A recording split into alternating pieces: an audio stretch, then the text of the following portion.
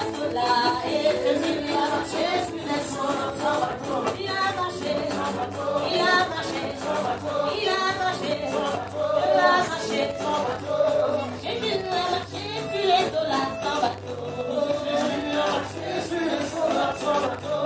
Mon Dieu a marché sur les eaux là, son bateau. Il a marché sur les eaux là, son bateau. Il a marché, son bateau. Il a marché, son bateau. Il a marché, son bateau. Il a marché, son bateau. Il a marché sur l'eau là, il n'a pas eu besoin de bateau là.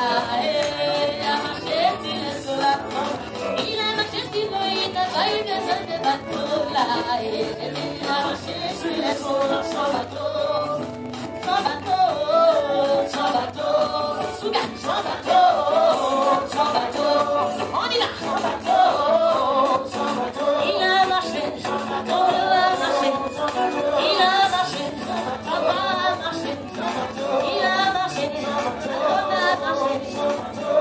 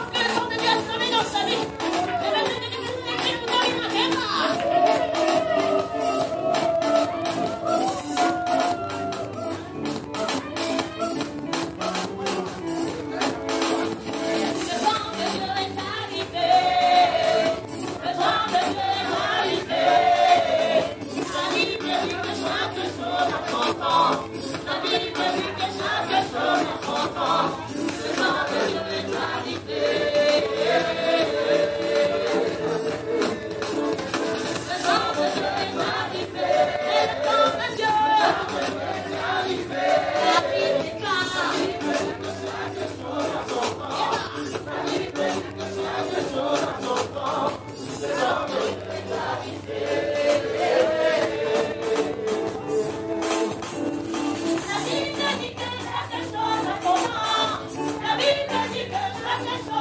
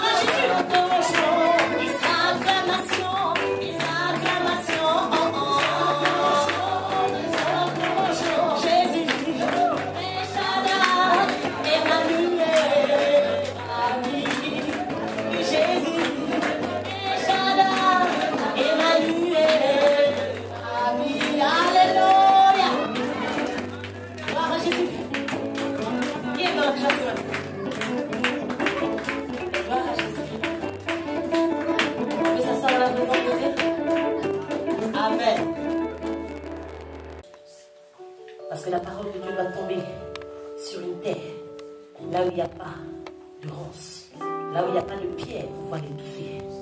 Alors que cette main posée maintenant sur ton cœur soit en train d'ôter les pierres qui sont à l'intérieur de toi. Soit en train maintenant d'enlever tout ce qui ne glorifie pas le nom du Seigneur, tout ce qui peut empêcher la parole de croître à l'intérieur de toi. Merci Saint-Esprit de Dieu. Béni soit ton nom, Seigneur. Merci Saint-Esprit. Merci Saint-Esprit. Tu chantes ce chant avec vie. Ce chant dit: je sers ta parole, Seigneur, dans mon cœur, afin de ne point pécher contre toi. Pendant que ce temps passe, vois comme la main de Dieu qui a l'œuvre. Vois comme la main de Dieu qui commence à préparer ton cœur à recevoir la semence. Vois comme la main de Dieu qui fait tomber les écailles des yeux de ton cœur. Vois comme la main de Dieu qui commence à illuminer maintenant les yeux de ton cœur. Afin que tu saches que l'espérance s'attache à la paix.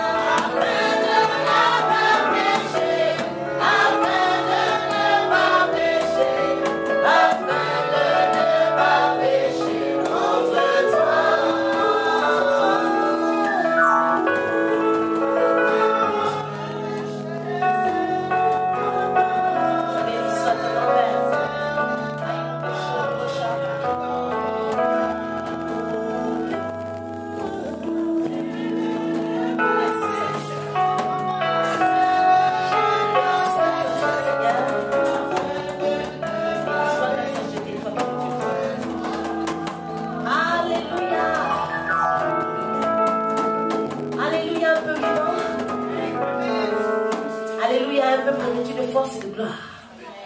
Amen. Que le Seigneur nous bénisse. Aujourd'hui, le thème du message, déjà vous prenez le verset à retenir, c'est Hébreux chapitre 4, verset 12. Hébreux chapitre 4, verset 12. Le verset de la semaine prochaine à retenir. Hébreux 4, verset 12. Alléluia. Hébreux chapitre 4, verset 12. Ça, c'est le verset à retenir. Notez-le dans un carnet. Alléluia. Aujourd'hui, le thème de mon message, c'est l'histoire du disciple, du chrétien et du converti. Alléluia. Amen. Amen. Le disciple a une histoire. Le chrétien a une histoire. Celui qui est converti aussi a son histoire.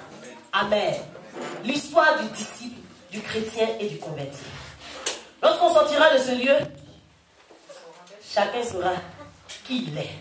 Chacun saura quelle est son histoire. Alléluia. Gloire à Jésus. Nous prenons nos Bibles dans le livre de Luc, chapitre 22, verset 24 ou verset 34.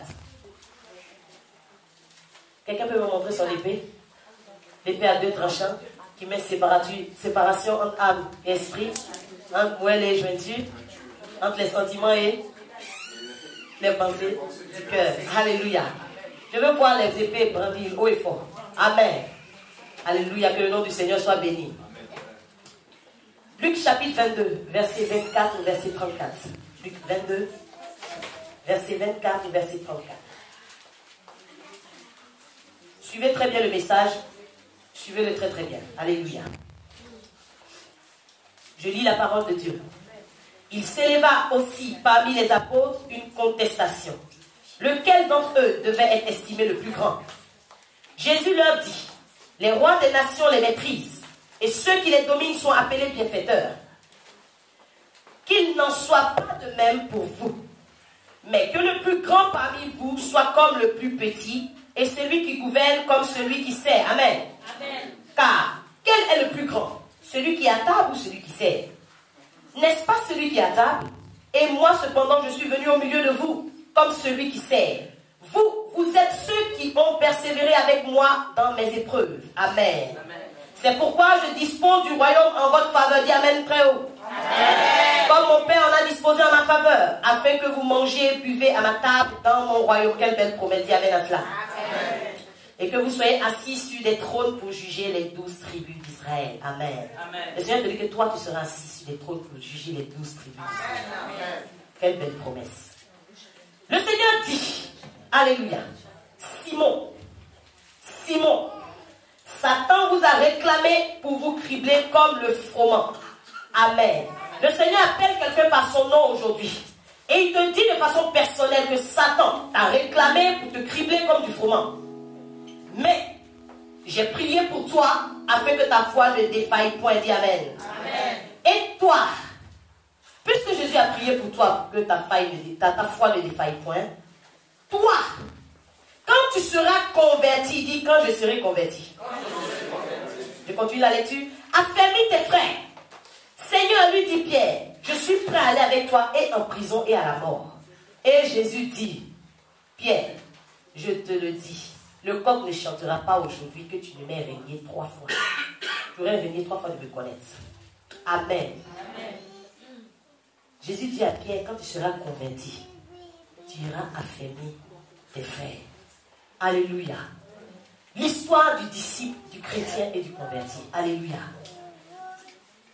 D'abord, nous allons voir c'est quoi un disciple. Ce sont des mots qu'on voit dans la Bible. On ne sait pas forcément ce que c'est. Alléluia. Le disciple, déjà, il y a un mot qui m'interpelle, c'est que c'est quelqu'un de discipliné. Amen. Quelqu'un qui est discipliné, c'est une personne qui est déjà apte à obéir aux règles. Donc à partir du moment où tu dis je suis disciple de telle personne, c'est que tu as conscience que tu dois obéir. Tu as conscience que tu dois te soumettre aux règles de vie. Amen. Le disciple, c'est celui qui reçoit l'enseignement d'un maître. C'est pas parce qu'on dit disciple que le maître doit être Jésus forcément. Amen. Il y a des gens qui sont des disciples d'autres choses. On sait là-bas. Amen. Je suis là pour prôner le nom de Jésus. Amen. Le disciple, c'est celui qui adopte la doctrine de quelqu'un. Amen. Lorsqu'on nous parle dans la Bible nous dit que André et Jacques, le majeur, étaient des disciples de Jean-Baptiste. Amen. Donc, André et Jacques, le majeur, ils obéissaient à l'enseignement de leur maître qui était Jean-Baptiste. Alléluia. Mais aujourd'hui, je me demande, l'enseignement de Jean-Baptiste était basé sur qui? Est-ce que Jean-Baptiste venait en leur parlant, il leur donnait son témoignage personnel? Alléluia. Souvent, nous allons dans des endroits où on n'ouvre pas la Bible, mais la personne te donne son témoignage et tu es converti par rapport à son témoignage. On ne peut pas baser sa foi sur la vie de quelqu'un, sur les témoignages de quelqu'un. Parce que Dieu, il utilise chacun de façon différente. Alléluia.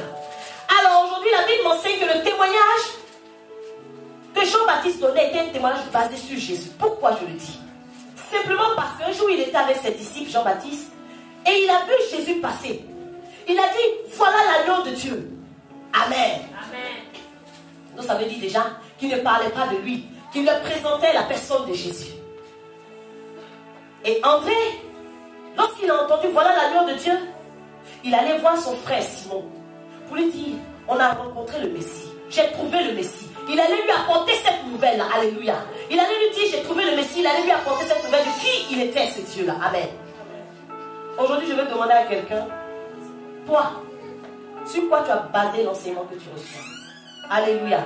Sur quoi est basé? C'est vrai, tu viens, tu as enseigné. Peut-être que tu vas quelque part, on t'enseigne. Mais aujourd'hui, c'est basé sur quoi? On te parle de qui? Je veux t'entendre. Alléluia. On te parle de Jésus. On te parle de l'agneau immolé. On te parle de celui qui a été ressuscité le 3e jour. On te parle du Dieu vivant. Amen. Donc ça veut dire que tu reçois, nous tous ici, on reçoit l'enseignement de Christ. Je n'ai jamais parlé de ma vie personnelle à quelqu'un pour qu'il vienne au Seigneur. Amen.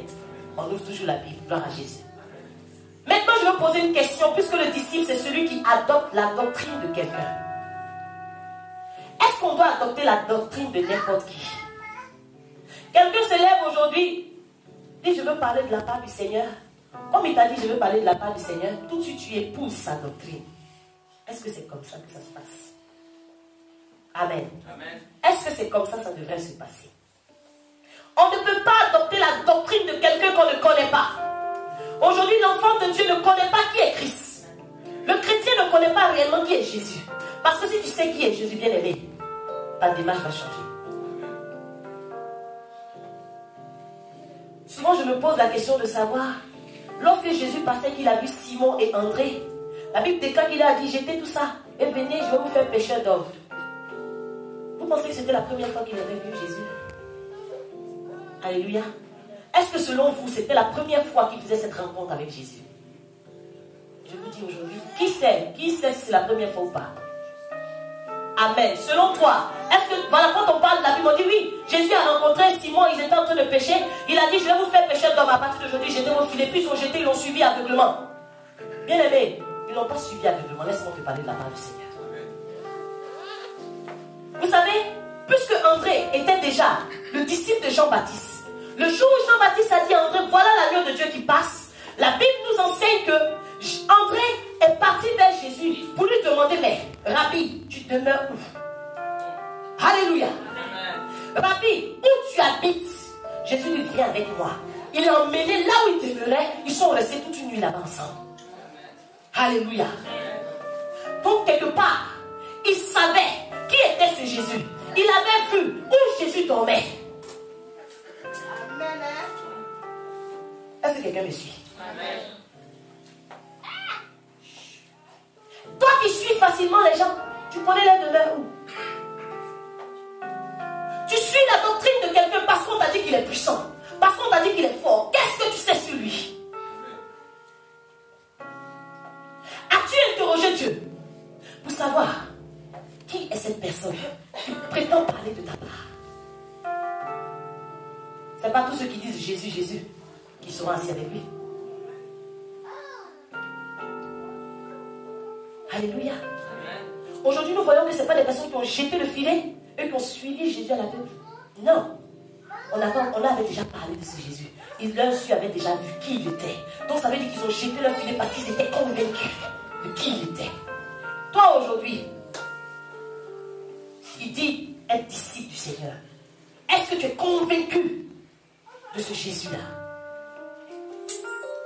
Alléluia. Est-ce que tu as déjà interrogé Dieu pour dire, mais Seigneur, qui est Jésus? Parce que j'ai envie de le suivre. J'ai envie d'être son disciple. Mais qui est-il? Alléluia. Si tu n'as pas posé cette question, laisse-moi te dire. Ça peut te choquer, mais c'est la vérité. Tu ne suis pas Jésus, tu suis l'homme.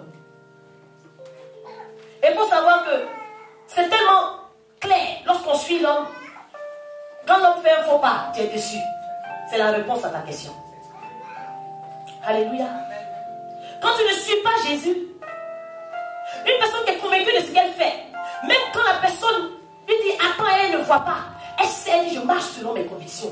J'attends là, parce qu'avant de m'engager, je t'apporte des réponses. Alléluia. Donc aujourd'hui, qui peut me dire vraiment, dans son fort intérieur, il est convaincu qu'il est disciple de Christ? Alléluia. Celui qui se dit, ah, c'est une question que je n'ai jamais demandé, c'est vrai que Job a dit, j'ai entendu parler de toi, mais maintenant mes yeux t'ont vu. Amen. Est-ce que toi tu as basé ta foi sur ce que les autres ont dit, ou c'est parce que tes yeux ont vu la manifestation de la puissance de ce Dieu-là que tu dis je suis son disciple et je le suis jusqu'à la mort?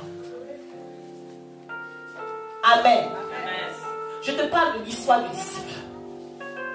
Alors si c'est ton histoire, dis Amen avec moi. Amen. Donc tous ici nous sommes disciples de Jésus. Alléluia. Je veux parler de l'histoire d'un chrétien à une personne ici présente aujourd'hui. Amen.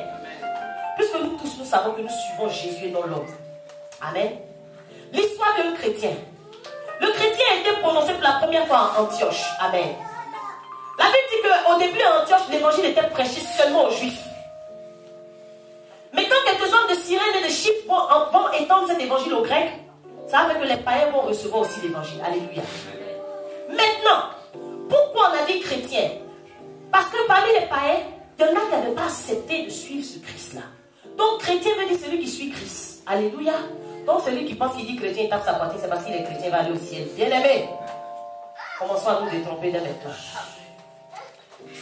Alors, pour pouvoir les différencier, puisque d'autres suivaient d'autres doctrines, d'autres allaient suivre d'autres mouvements, il y avait plusieurs mouvements à ce moment-là.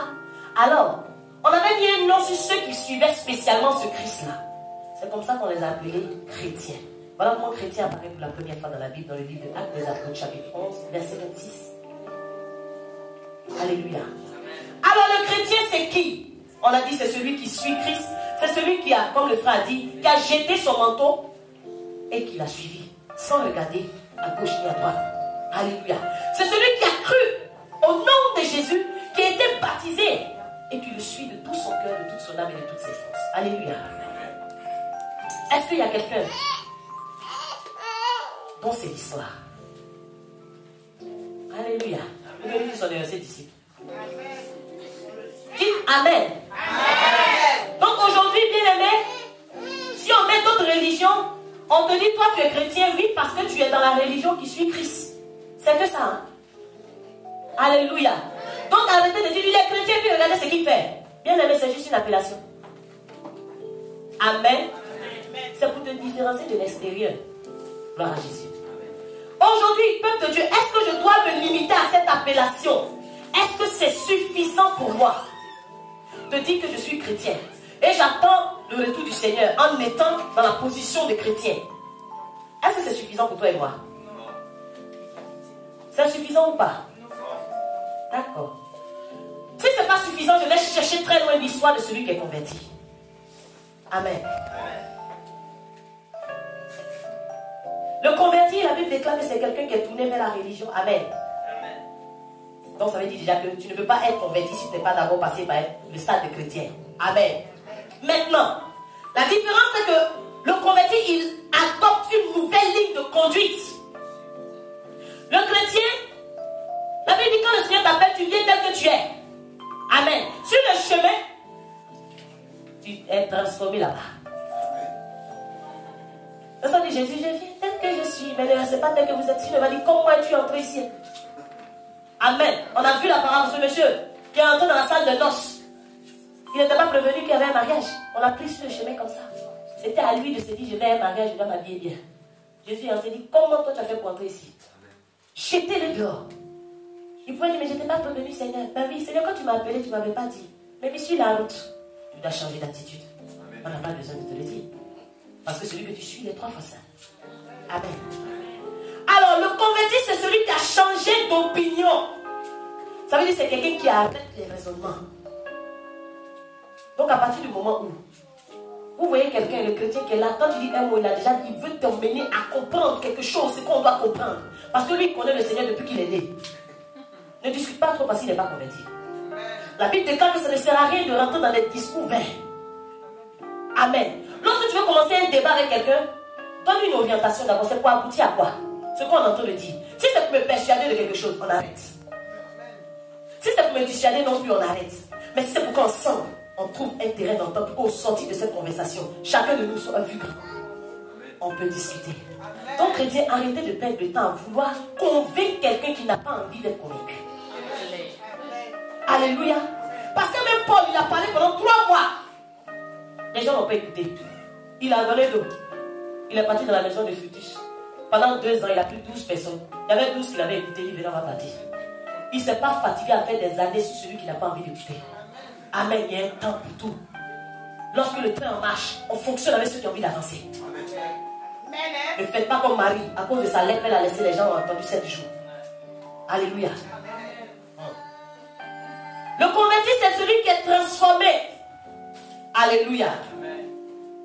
Est-ce que tu es converti? Amen. La Bible dit que Paul va dire à Agrippa, c'est vrai. J'ai pris pour sa défense, il dit, j'ai prêché la repentance et la conversion.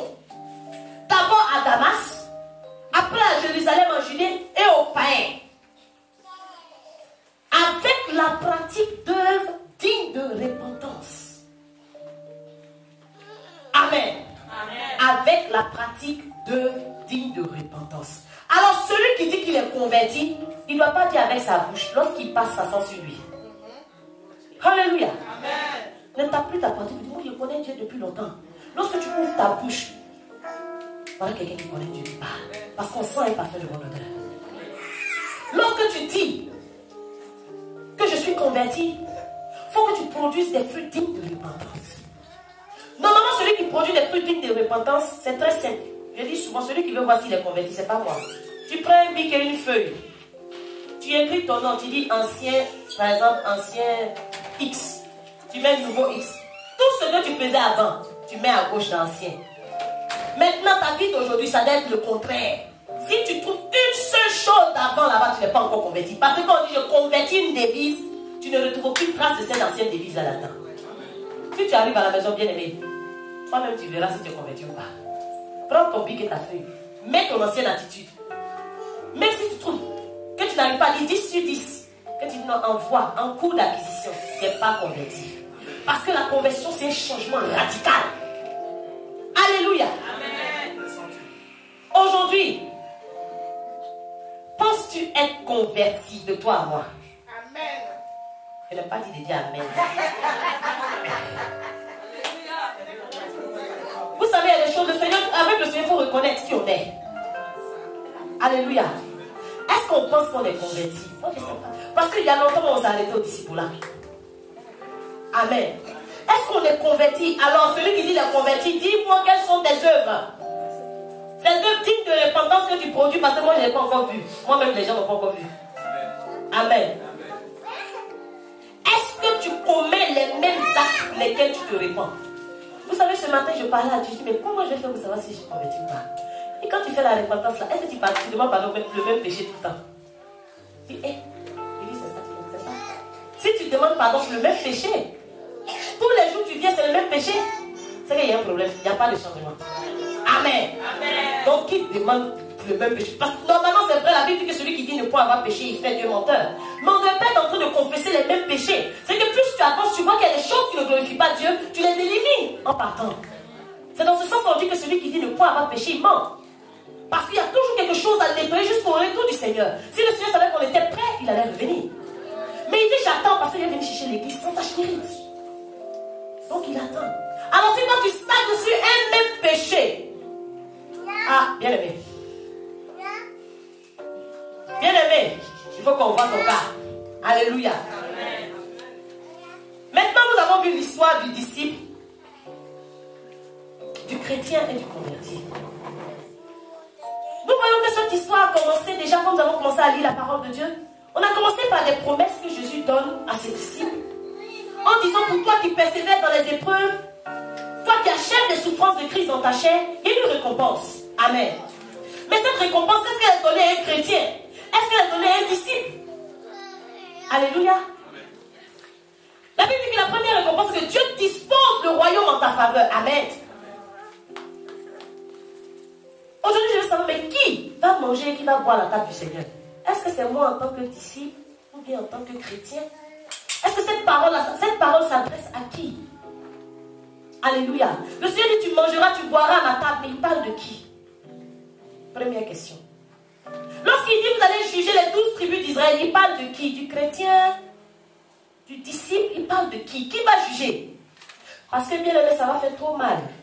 Que toi, tu restes dans ton statut de chrétien, bien zélé, comme il faut. À la fin, Dieu va dire, je ne t'ai jamais connu. Moi, je ne t'ai jamais dit que tu allais juger les 12. Il est dans sa parole. Quand tu vas arriver à la fin, il va nous dire, je ne t'ai jamais dit que toi, tu allais juger quelqu'un. Mais pourquoi tu ne m'as jamais dit? Parce que j'ai dit, ce n'était pas cette condition-là qu'il fallait avoir. Alléluia. Je vois aussi quelqu'un qui s'est intrigué. L'apôtre Pierre, il est venu devant Jésus et dit, mais pour nous qui avons tout laissé pour te suivre, quand sera-t-il? Quand sera-t-il pour nous? Aujourd'hui, je pense que tu veux dire à Dieu. C'est vrai, on dit pas à l'église, abandonne tout, mais la finalité c'est quoi? Tous nous posons cette question. Je suis Dieu, même c'est pour avoir quoi? Par moment, c'est important de demander, mais Seigneur, on va où? J'ai quoi? Parce que c'est ta récompense qui t'aide aussi à être fortifié. Alléluia. Quand tu sais que tu fais quelque chose cadeau, tu ne le fais pas bien. Alléluia. Mais quand tu sais qu'il y a une récompense au bout, même si tu es fatigué, tu cours. Alléluia. Ici, tu sais que si tu vas travailler, on va te payer à la fin du mois. Même quand il y a la neige, bien aimé, tu es capable, même si tes chaussures glissent, tu es capable de marcher pied plat. N'est-ce pas? Si c'était quelqu'un qui t'avait demandé un service, tu allais faire quoi? Tu allais t'asseoir à la maison pour la payer, tu ne fais pas aujourd'hui. C'est la même chose. Donc vous voyez que cette motivation que nous recherchons, si nous sommes conscients des promesses, des récompenses, on sera deux fois plus motivés. Alléluia. Qui sera réellement récompensé? Alléluia. Moi je veux savoir qui sera réellement récompensé parce que je vois le disciple, je vois le chrétien, je vois le converti et ça me fatigue. J'ai besoin de savoir où est-ce que je me positionne, certainement toi aussi. J'ai besoin de savoir où est-ce que je vais. C'est vrai quand on court à un moment donné, il faut s'arrêter pour dire on va où? Quelle est ma situation? Si je vais, je m'empile, je m'arrête et je remonte pour vous donner une autre orientation à la vie. Mais on ne peut pas continuer comme ça. Alléluia. Qui sera récompensé réellement? Et même si on trouve qui sera récompensé, quelles sont les conditions que je devais remplir pour être récompensé? Alléluia. C'est vrai une chose de savoir que c'est le disciple ou bien c'est celui qui est converti qui va être récompensé, mais il y a toujours un si. Je peux être disciple et puis ne pas être récompensé. Alléluia. Je peux être converti et puis ne pas remplir certaines conditions. Maintenant, si je trouve qui, nous allons voir, vous savez, dans les conditions à remplir, on trouve tout de suite qui sera récompensé. Amen. La Bible dit dans Matthieu 18, verset 3. La première condition, c'est de devenir comme un petit enfant. Amen. Alors, si le Seigneur te dit aujourd'hui, il faut être comme un petit enfant, ça veut dire que tu passes de l'état d'adulte à l'état enfant. Ça veut dire qu'il y a une transformation. Amen. Donc on te demande de naître de nouveau. Donc il y a une transformation. Donc je vois tout de suite que c'est celui qui est converti qui héritera. Le chrétien est disqualifié, le disciple est disqualifié. Amen. On est d'accord? Donc si le Seigneur descendait aujourd'hui, beaucoup allaient disqualifier. Mais Dieu veut nous faire du bien parce qu'il a besoin qu'on aille avec lui. Amen. La Bible dit que si vous ne vous convertissez et si vous ne devenez pas comme des petits enfants, vous n'entrerez pas dans le royaume des cieux. Amen. La condition, c'est que si tu ne te convertis pas, on n'a pas dit si tu ne confesses pas ton péché. La Bible dit que si tu ne te convertis pas et que tu ne deviens pas comme un petit enfant, tu n'entreras pas dans le royaume des cieux. Alléluia. Donc voilà la condition primordiale pour accéder même avant de dire tu vas t'asseoir. Amen. Donc à l'entrée déjà, on commence à vérifier si tu es enfant ou pas. Pour ne même pas dire tu vas rentrer, puis après on va dire non, peut-être que tu vas t'asseoir à terre pour manger les miettes. On ne mange pas les miettes là-bas. Tout le monde s'assoit sur la table pour le festin. Alléluia. La deuxième condition, la Bible nous dit il faut que tu sois sans Amen. Je ne parle pas de des rides physiques. On parle des rides spirituels que le péché donne. Vous savez, quelqu'un même qui pêche beaucoup, il vieillit vite. N'est-ce pas? Une personne qui a des vices, tu la vois, elle a 20 ans, quelqu'un qui a 50 ans. Le péché fait vieillir. Alléluia. Le péché fait vieillir. Une femme qui a beaucoup tourné, quand tu la vois,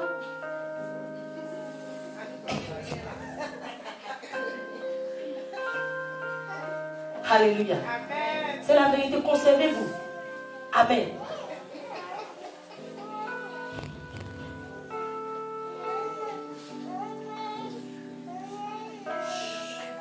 Actes des Apôtres chapitre 3 verset 19 dit quelque chose. Puisque je dois être sans tache ni ride. Alléluia. Alors comment je peux faire pour être sans tache ni ride? La Bible dit, répentez-vous donc et convertissez-vous pour que vos péchés soient effacés. Waouh. Ce passage-là commence à parler à mon cœur. Alléluia. Repentissez-vous et convertissez-vous pour que vos péchés soient effacés. Ça veut dire quoi? Et ça, c'est différent du fait que si nous confessons nos péchés, il est fidèle juste pour nous les pardonner. Je vois que celui qui se convertit, son péché est effacé, et celui qui se confesse, son péché est pardonné. Bien aimé, il y a un problème.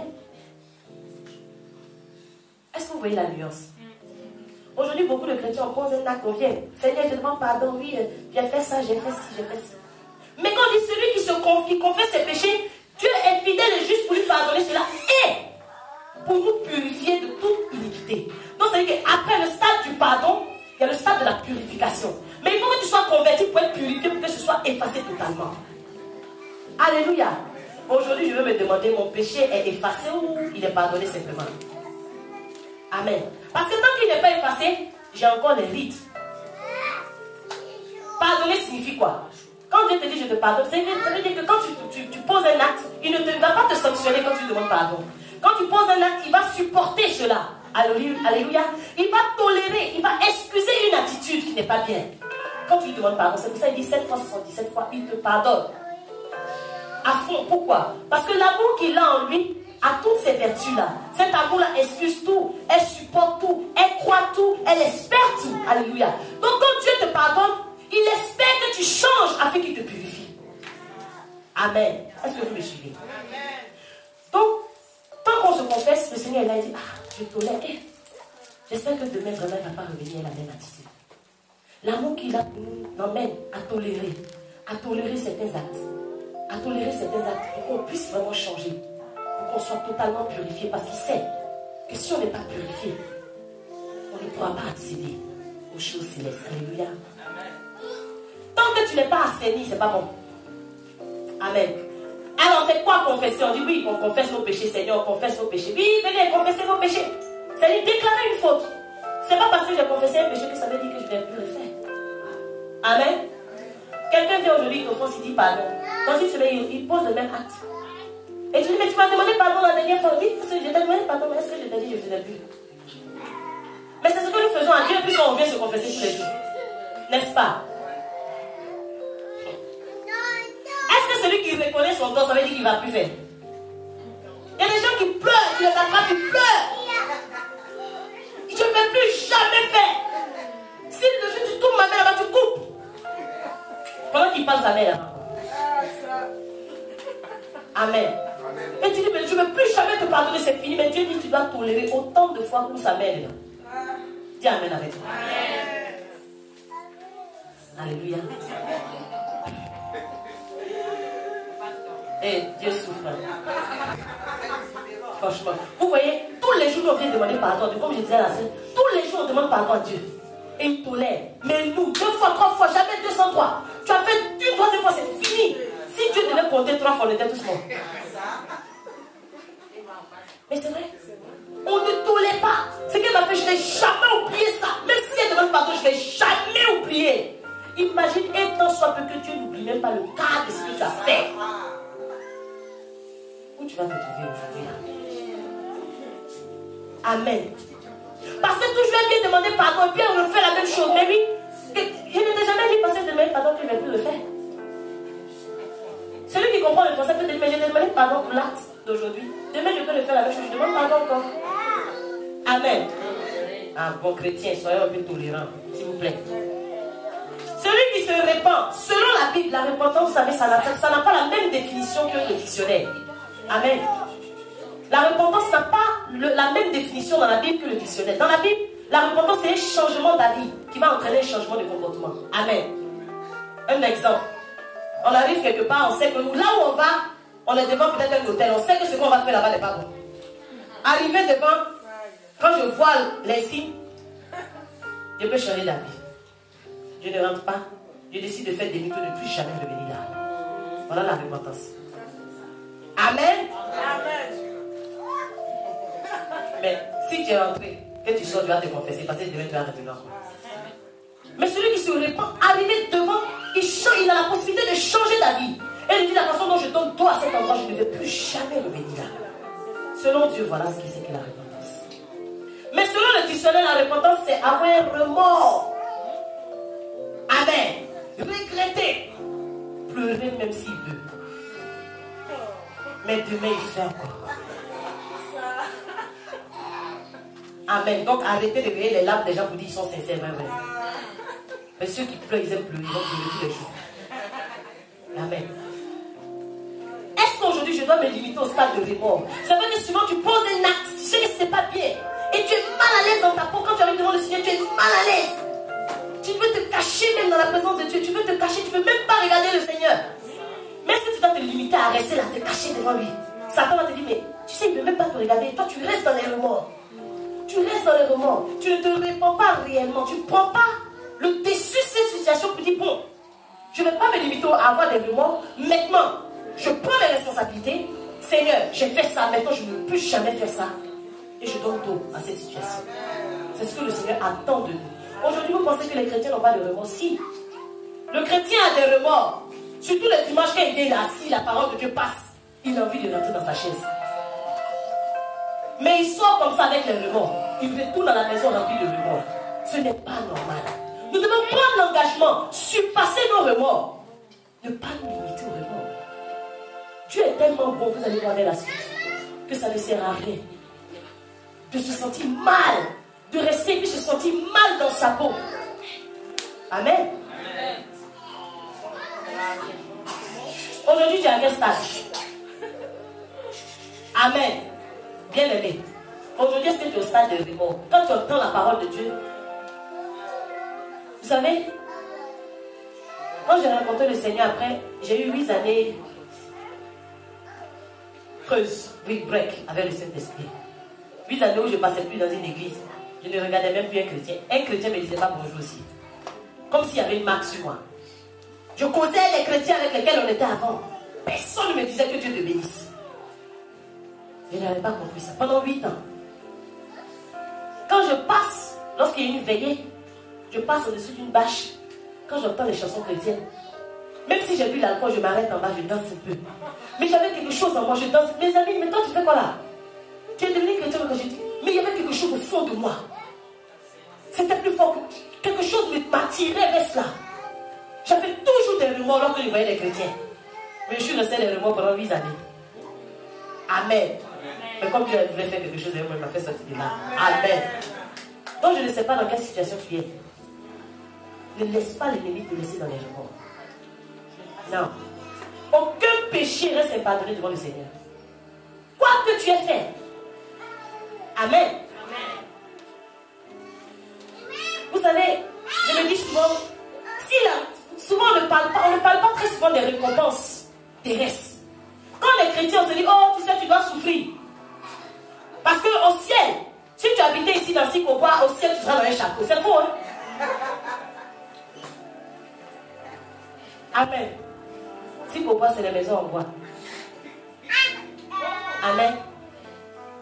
Si tu habites ici, il faut souffrir ici. La Bible déclare que le pauvre Lazare, il n'avait pas compris. Il est resté, il a eu des ulcères ici. Il a mangé des miettes.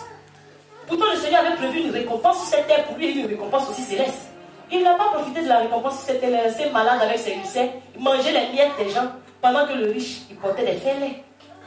Amen. Dieu a programmé que tu portes des fêlés ici et aussi là-bas. Amen. Donc arrêtons de prêcher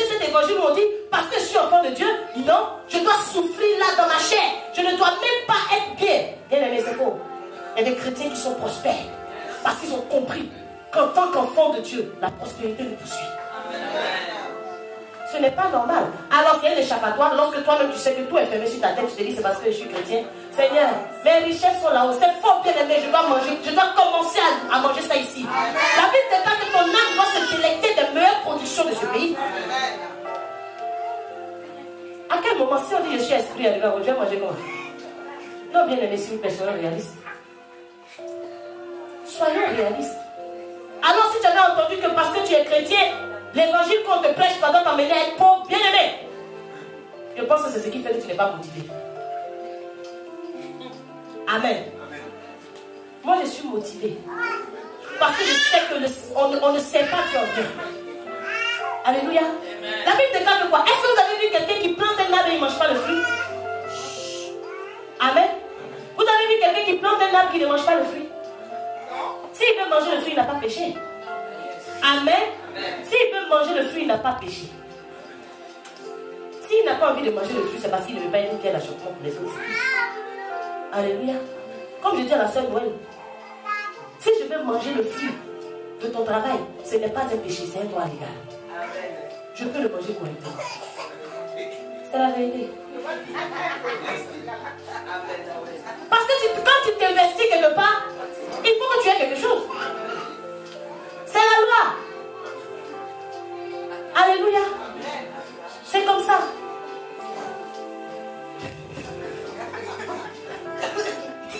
Alléluia. La scène Noël est quand même. Aujourd'hui, pourquoi les chrétiens ne profitent pas des temps de rafraîchissement? C'est dommage. C'est dommage qu'on soit des têtes desséchées comme ça. C'est pas normal. C'est pas normal. On prêche Jésus, puis on a fait. Tu vas annoncer l'évangile à quelqu'un, il entend grou, il dit c'est quoi si c'est ton ventre?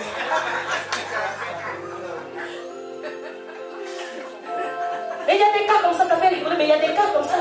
Où la personne, tu vois la personne te dit, s'il vous plaît, tu n'as même pas envie qu'elle s'arrête devant toi. Parce que tu veux me demander quelque chose. C'est la vérité de l'ennemi. À cause de notre apparence, souvent on fait fuir des gens. Tu as l'apparence tellement d'impaumé. Quand tu t'approches, le frère dit voilà quelqu'un qui veut me mentir. On n'est pas des mendiants, le frère dit on n'est pas des mendiants. Vous voyez le frère souvent il vient, même sa bouche fait des blanches, tu sais que depuis le matin il n'a rien mangé. Il veut t'annoncer l'évangile, tu as pitié de lui, mais quel Dieu veut me dire? Il veut me parler de quel Dieu? Ça vous fait rigoler, mais c'est la vérité. C'est des choses qui freinent la main de Dieu. Amen. Je le dis souvent devant le Saint-Esprit. Toutes les personnes, Dieu merci, jusqu'à présent que j'ai approché pour évangéliser, même si elles sont princesses avec m'écouter. Non, il faut. Parce qu'il se dit, qu'est-ce qu'elle veut me dire la fille? Le Seigneur prend, il utilise ton aspect pour sa gloire. Tu t'approches de quelqu'un, il te dit souvent, il te dit, ah, ma soeur, je vais venir à cause de toi, il dit, viens. Mais tu ne donnes même pas envie même de t'écouter. Alléluia. Vous avez vu les gens qui partagent les tracts et puis on les vit. Quand tu t'approches, tu dis non. Mets-toi bien. Donne à quelqu'un là, penser que c'est ton numéro, tu donnes. Il va prendre. Bien aimé, vous savez, le Seigneur utilise tous les moyens pour que l'évangile soit compris. Amen. Donc faisons attention à nous. Faites attention. La beauté, ce n'est pas un péché, c'est une grâce. Tous ceux avec lesquels Dieu a avancé, c'était des personnes qui étaient très beaux, étaient blancs. Amen. Vous voyez, quand je parle des récompenses, aujourd'hui je veux juste attirer votre attention sur quelque chose. Vous pensez que quand David s'est levé pour venir détrôner Goliath, vous pensez que c'est parce qu'on lui avait dit que quand il allait arriver au ciel, Dieu allait lui mettre sur une table là-bas? Non! Il a demandé, il dit, vous là, que fera-t-on à celui qui tuera ce Philistin là? On dit, celui qui tue le Philistin, le roi va le combler de richesse. Il va donner sa fille en mariage. Il va affranchir la maison de son père. David, il répète encore. Parce que c'est qu'on disait, ça l'intéressait. Il dit, qu'est-ce qu'on va donner à celui qui va le tuer? Est-ce que j'ai bien entendu? Le fait de savoir qu'il y avait une récompense terrestre, ça l'a stimulé, il a pris 5 petits calibres pour le tuer. Alléluia. Mais c'est la vérité. Toi qui sais Dieu aujourd'hui, si on te dit aujourd'hui que tu vas venir à l'église, quand tu vas finir de balayer, voilà ce qu'on va te donner. Tu ne vas pas venir. que le Seigneur, oui, c'est pas une église à caractère social. Quand Dieu va commencer à rendre l'église prospère, mais à la fin de chaque culte, il y aura des choses qu'on va donner aux gens pour partir, que ce soit du lait et tout. Mais si tu sais que tu as fait chez toi, tu ne vas pas venir dimanche. Aujourd'hui, c'est un bon moyen pour évangéliser. Les gens qui ont fait, on les attire dans la maison du Seigneur. Alléluia. Amen. Mais quelqu'un vient te dire, sois béni, j'ai chaud. Hein. Vraiment que le Seigneur te réchauffe. Au nom de Jésus, tu ne donnes pas du couette. Non, mais arrêtez. Le frère te dit, je n'ai pas pu venir à l'église aujourd'hui parce qu'il n'y a pas de ticket. Oh, tu sais, mets ta foi en exil. Je te promets, quand tu vas te lever là, il n'y aura pas de contrôleur. Mais quand lui un ticket.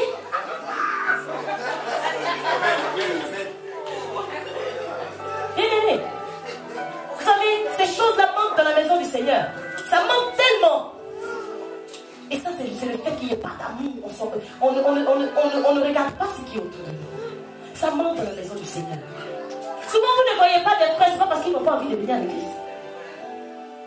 Quand pour toi, ce n'est pas dur d'avoir 5 euros, c'est difficile pour certaines personnes de voir même la couleur d'un euro. Amen. Alors, quand tu vois un frère que tu n'as pas vu pendant des dimanches, approche-toi un peu de lui. Mais mon frère, c'est qu'on va dire, c'est chaud. Il soit fortifié, tu mets en prière. Donne-lui un bien. Il n'a pas besoin de vivre. Souvent, il peut être gêné, mais quand tu as l'esprit de Dieu, tu as le discernement, Dieu peut te révéler le tas du cœur de celui qui est à côté de toi. Amen. On est tous ici, on rigole, mais peut-être qu'il y a d'autres personnes. Les pains qu'on prend le soir, les petits pains comme ça, c'est le seul repas. Qu'est-ce que vous en savez? Qu'est-ce que vous en savez?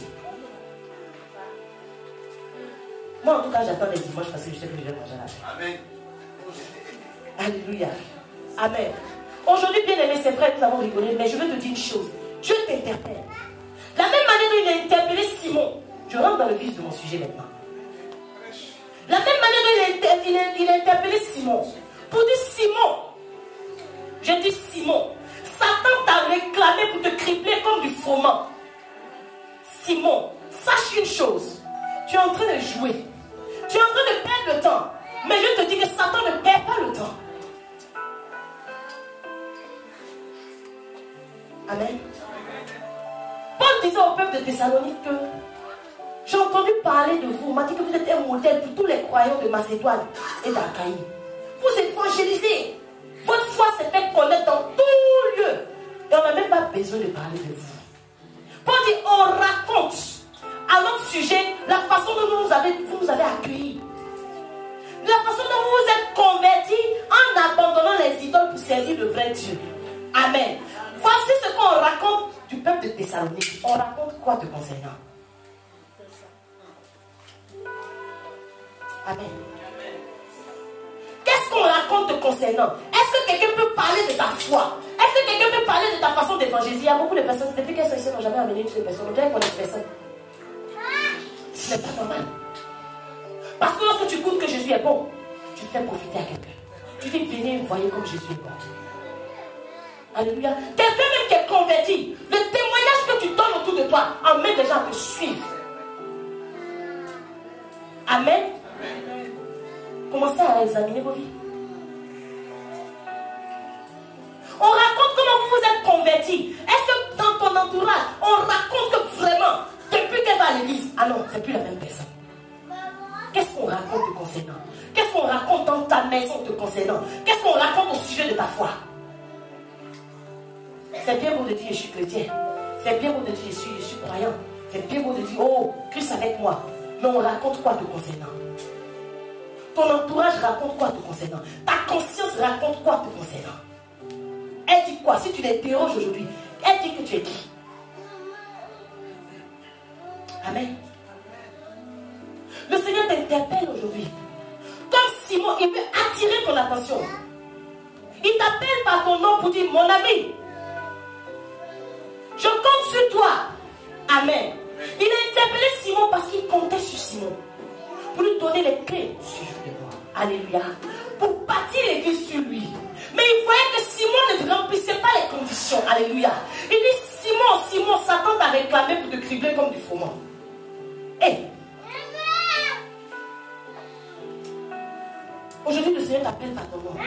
Il dit mon ami. Livre ton cœur à tes choix. Mais sache une chose, n'oublie jamais que Satan, il court à ta suite parce qu'il réclame ton âme.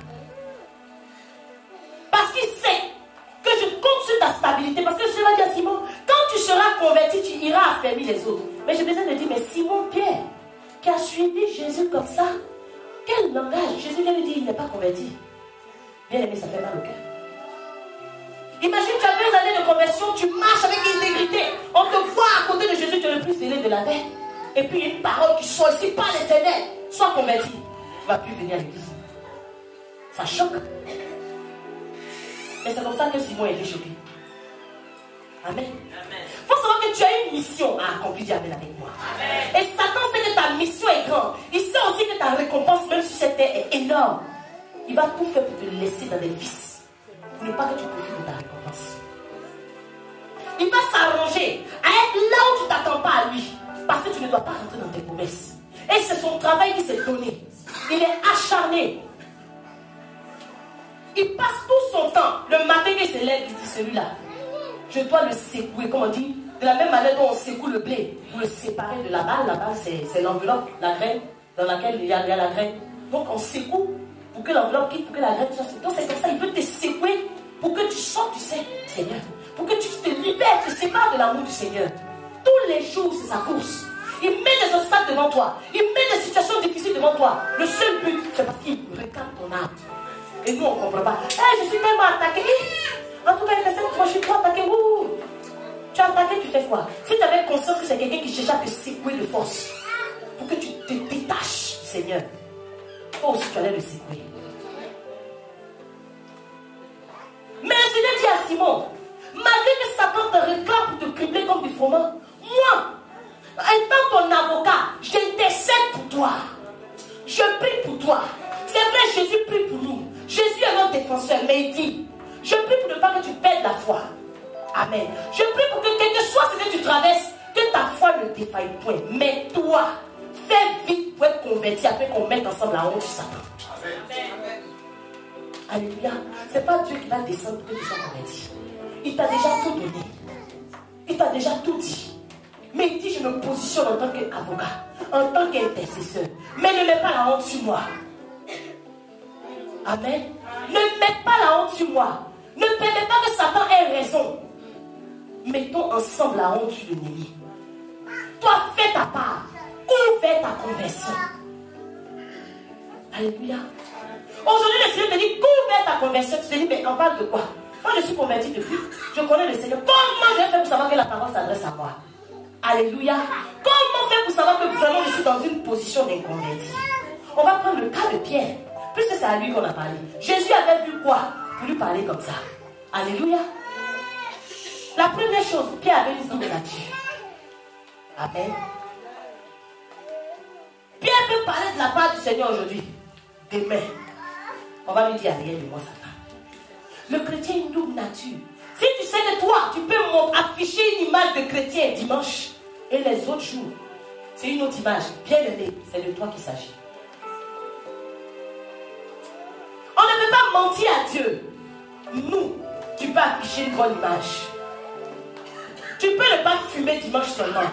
Les autres jours, tu fumes. Dieu te voit. Tu n'es pas converti. Amen. Tu peux marcher purifié, ne même pas avoir de contact hors mariage. Que le dimanche. Lundi, quand tu vas faire ça, Dieu a mis une caméra sur toi. Tu n'es pas converti. Amen. Le chrétien qui marche selon ses émotions. Alléluia. Les émotions prennent le dessus. Tu n'es pas converti. Amen. On te fait quelque chose, on te fuse tout de suite. Tu n'es pas converti. Bien aimé. On se choque, non?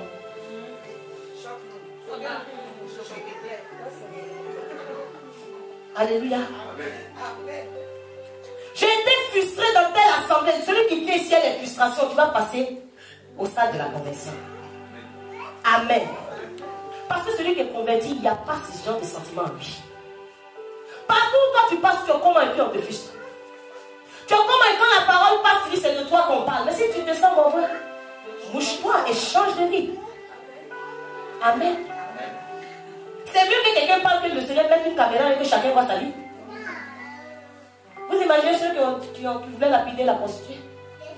Jésus s'est abaissé seulement. Qu'est-ce qu'il écrivait? On ne sait pas. Mais quand il venait, tout le monde faisait des demi-tours. Chacun voyait certainement sa vie écrite là.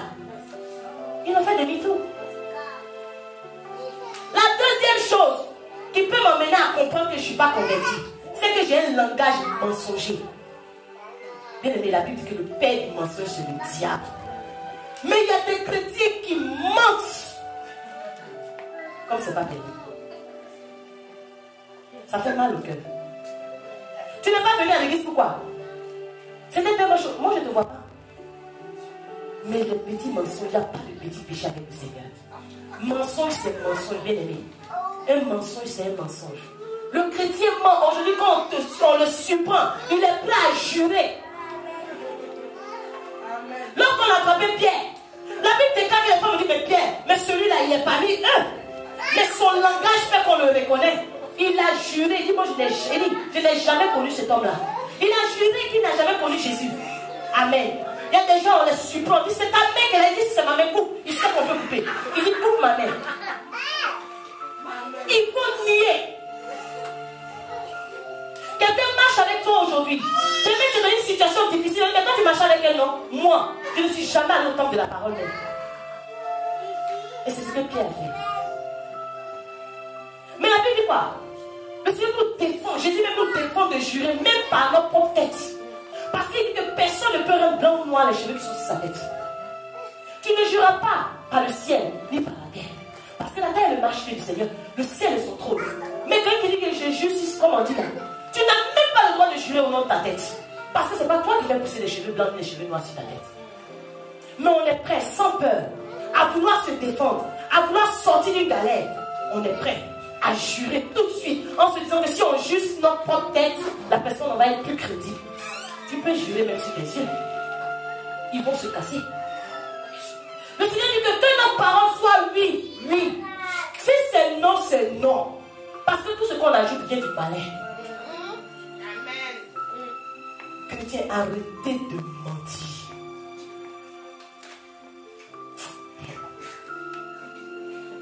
C'est la vérité, ça fait mal au cœur. On se dit on ment pour se défiler. Mais c'est dangereux aux yeux de Dieu. Alors, il y a un troisième critère. Être trop sûr de soi. La Bible dit que personne n'a une trop haute opinion de sa personne. Il y a des chrétiens qui sont tellement sûrs d'eux. Lui, il connaît sa marche avec Dieu. Il connaît combien de fois il gêne, combien d'heures il prie. Donc, qu'est-ce que toi, tu peux lui dire? Il ne sait pas. Alléluia. Jésus se lève, il commence à expliquer sa mort prochaine. Il dit, je vais être pour vous une occasion de chute. Pierre, automatiquement, dit, quand tu seras pour tout le monde une occasion de chute, pour moi, tu ne seras jamais une occasion de chute. Et il contestait tout. Les chrétiens, ils savent tout. Ils discutent. Même quand tu lui dis ça, je te dis avec conviction. Mais moi, Dieu me parle. J'ai la révélation de la parole. Qu'est-ce que Dieu peut te dire? Vous savez, Dieu peut utiliser un bébé pour venir te répondre. C'est pas parce que tu prêches l'évangile que Dieu ne peut pas utiliser une personne qui est dans la foule pour te parler. Dieu peut t'utiliser toi pour venir dire, ainsi parle l'Éternel, pour parler sur ma Bible. Dieu dit ça, ça, ça. Si je dis que je crois réellement en Dieu, je m'écris dans la parole de Dieu. Souvent, ce que tu dis est vrai. Mais pourquoi c'est à toi que Dieu a parlé? Dieu me parle aussi. Pourquoi est-ce qu'il ne vient pas me parler? Alléluia. Il rejette même les mises en garde. Même le Seigneur lui a dit, toi tu vas me régner. 3 fois tu me régneras avant même que le corps me chante. Tu m'auras déjà régné 3 fois. Pierre dit, quand il faudra même mourir avec toi, je ne vais jamais te régner. Est-ce que vous voyez? Mais celui-là, malgré tout ce qu'il faisait, il n'est pas converti. Bien aimé. Il était prêt pour le Seigneur. Amen. Cette fausse assurance, ça trompe beaucoup de chrétiens.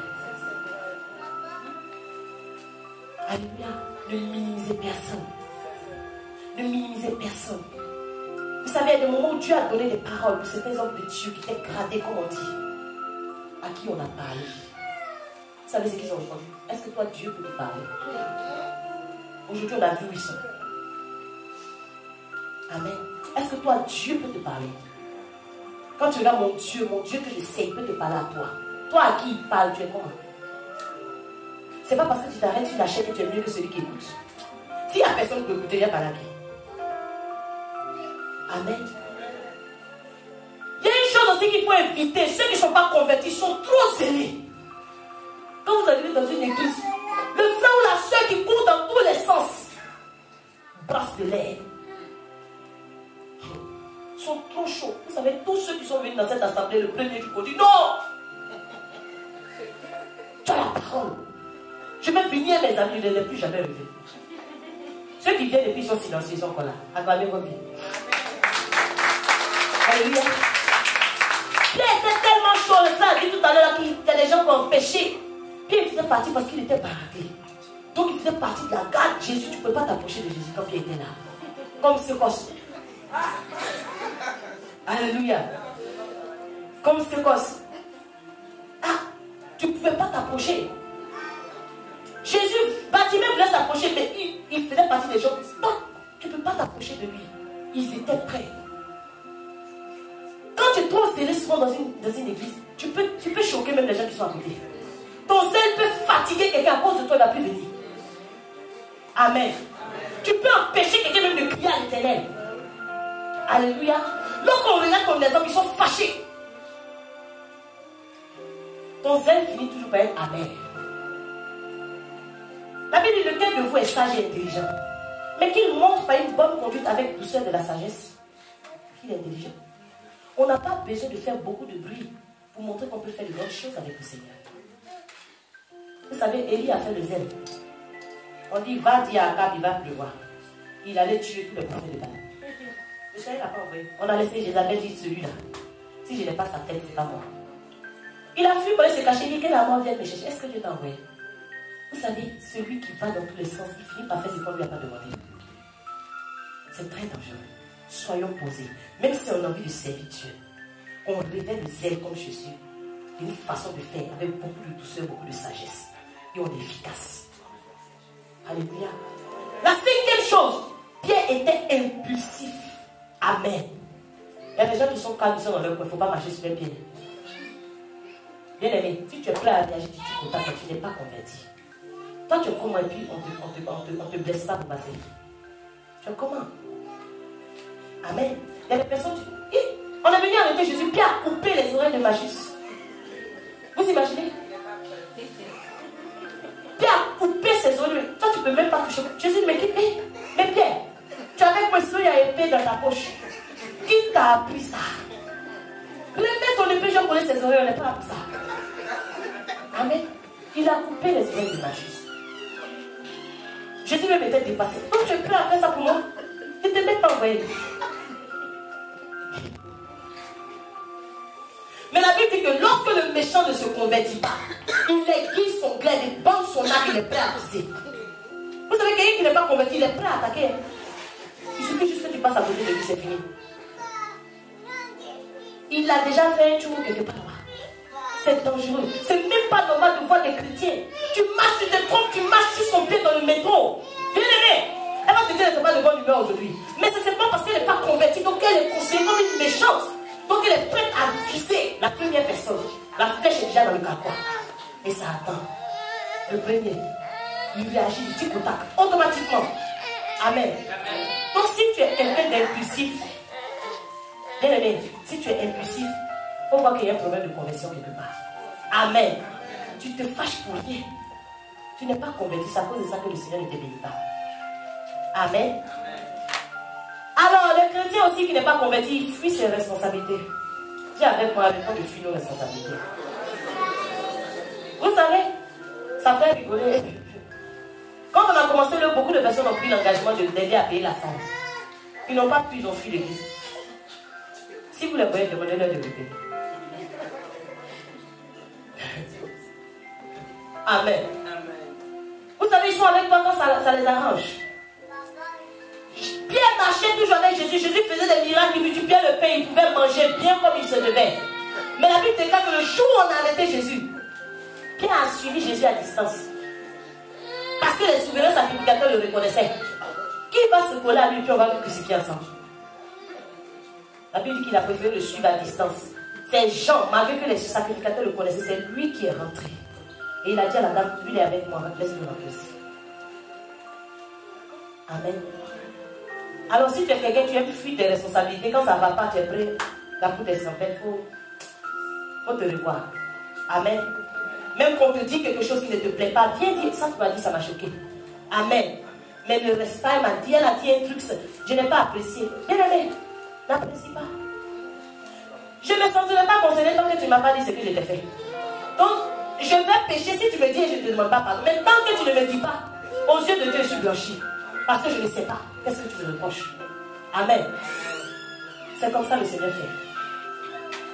Le chrétien qui n'est pas converti, il ne respecte pas ses engagements. Il est prompt à parler. Mais pour agir, va le chercher très loin.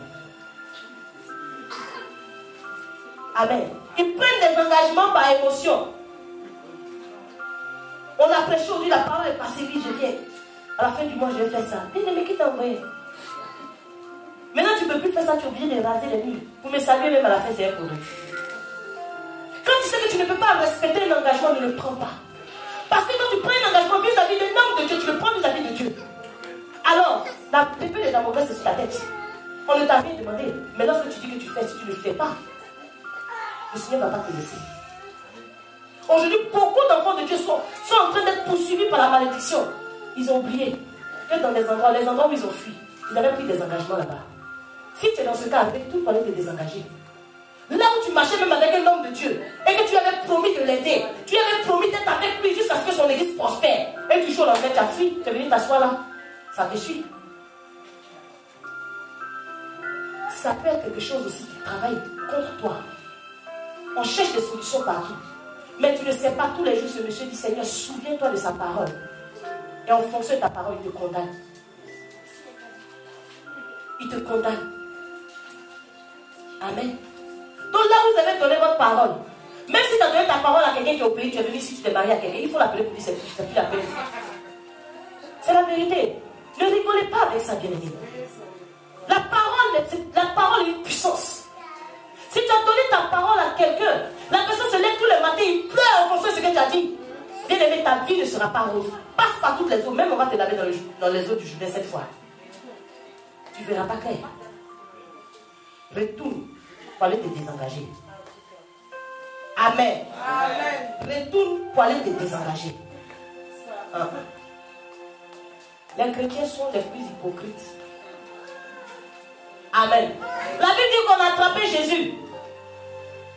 Pierre est parti s'asseoir avec ceux qui ont attrapé Jésus pour se réchauffer. Amen. Il allait se réchauffer. Certainement, ils étaient en train de parler. Mais celui-là, mais ce soir, mais il est mal. On va le crucifier d'une façon, mais on va le frapper. Il était assis avec eux.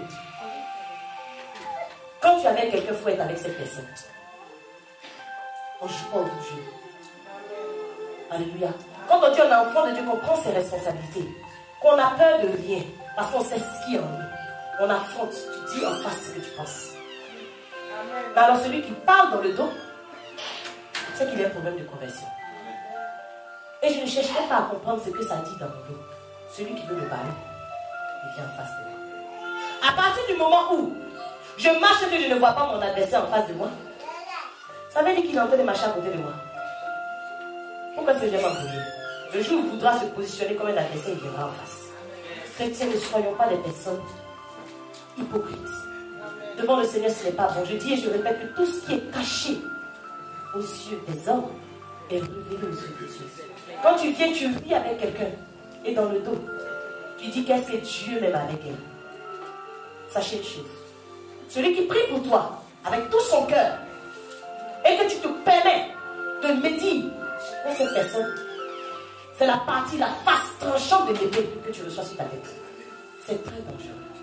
Alors si tu sais que tu vas parler de quelqu'un, ne permets même pas qu'il prie pour toi. Amen. Amen. Chrétien, aujourd'hui on t'a dit toutes ces choses-là. Je ne vais même pas demander qui dit qu'il est converti. Ça, c'est même pas une question. Mais je dis simplement, le Seigneur t'interpelle pour dire, dans ta marche, il ne faut pas oublier quelque chose. Satan te réclame tous les jours. Il appelle ton âme tous les jours pour ta destruction. Alors, aujourd'hui, certainement, tu n'avais pas remarqué comme Pierre. Amen. Parce que tes yeux étaient fermés par l'ignorance. Vous savez, lorsque le coq avait chanté, la première fois, Pierre ne se rendait pas compte. Sinon, je pense qu'il allait se souvenir de ce que le Seigneur avait dit au premier chant. Amen. Amen. Certainement, tu ne t'es pas rendu compte que tu es en train de marcher dans une certaine ignorance. Alléluia. Tu Tu t'es même pas rendu compte que par ton comportement, tu régnais Christ. Amen. Aujourd'hui, quand tu ne marches pas selon les préceptes du Seigneur, c'est une façon pour toi de régner le Seigneur. Tu sais que ça, c'est pas bon de faire, mais tu le fais. Tu as régné Christ, c'est pas que je ne suis pas le Seigneur qui est le problème. Mais dans ton attitude, beaucoup d'entre nous avons régné le Seigneur. Beaucoup d'entre nous qui marchons dans le péché, on a régné Christ. Aujourd'hui, on va dire, mais c'est Pierre qui a régné, moi je ne l'ai pas régné. Tu avais promis la fidélité au Seigneur. Maintenant que tu n'es pas en train de marcher dans la fidélité, c'est que tu l'as régné. Alléluia. Tout semblait être parfait certainement pour toi jusqu'à ce soir. Tu te disais peut-être que tu étais prêt. Seigneur, que ton règne vienne, Père. Souvent on prie, on dit non, s'il vient aujourd'hui, je suis parti. Peut-être que jusqu'à aujourd'hui, tu étais trop sûr que tu pouvais partir. Aujourd'hui, cette parole que tu entends, qu'elle soit pour toi comme le chant du coq. Alléluia. Que cette parole-là que tu es en train d'entendre fasse tomber les écailles de tes yeux. Et que tu recouvres la vue comme Paul, qui a vu sa vue retrouvée au son de la voix d'Ananias. Un coq ne viendra pas chanter, mais la voix du Seigneur se fait entendre. Vous savez, Pierre a régné Jésus 3 fois. Paul est resté aveugle pendant 3 jours. Le plus important, c'est que les deux ont entendu une voix. Alléluia. Et cette voix a suscité en chacun d'eux une transformation. Aujourd'hui, le plus important, ce n'est pas combien d'années tu as fait dans ton péché, dans ton problème. Le plus important pour le Seigneur, ce n'est pas le nombre d'années d'ignorance. Mais il dit simplement que la voix que tu entends, qui est pour toi comme le chant du coq, apporte un changement radical dans ta vie. Ce matin, vous savez, Jésus porte son regard sur toi. La Bible m'enseigne une chose. Lorsque Jésus, le coq a chanté pour la 3e fois, la Bible déclare que Jésus s'est reculé, il a regardé Pierre. Amen. Amen. La Bible dit que Jésus s'est retourné, il a regardé Pierre. Et à ce moment-là, Pierre avait le choix. Alléluia. De la même façon, Jésus aussi, lorsque Judas est venu le trahir, la même manière dont il a regardé pour dire, mon ami, fais ce que tu es venu faire. Judas avait le choix. Alléluia. Parmi eux, il s'est trouvé que quelqu'un a fait le bon choix. Et c'était dans la personne de Pierre. La Bible dit que lorsque Jésus l'a regardé et que le coq a chanté, Pierre a pleuré amèrement. Alléluia. Il venait de réaliser qu'il y avait un problème. Il venait de réaliser qu'effectivement ce que Jésus disait de lui était vrai. Et il a fait une repentance sincère. Il n'est pas resté au stade de remords. Il a pleuré sincèrement et il a donné accès à la vie éternelle. Par contre, la Bible déclare que Judas, il a eu des remords. Il s'est repenti. Il allait vers les sacrificateurs. Pour leur dire, j'ai péché en livrant un innocent. Alléluia.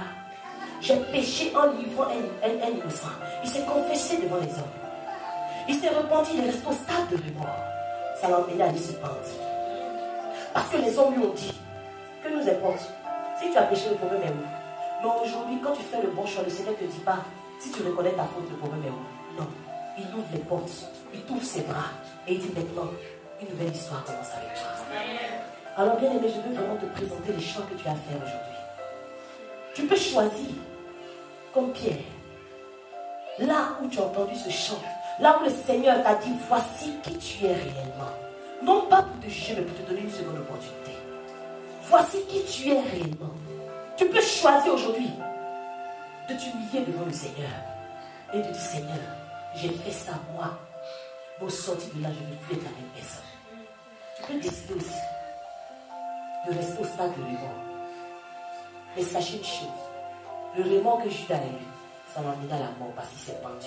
Lorsqu'il est sorti, il a jeté les 30 pièces, la Bible déclare qu'il est sorti de la présence des sacrificateurs. Automatiquement, il allait se pendre. Aujourd'hui, je ne crois pas que ce soit ton cas.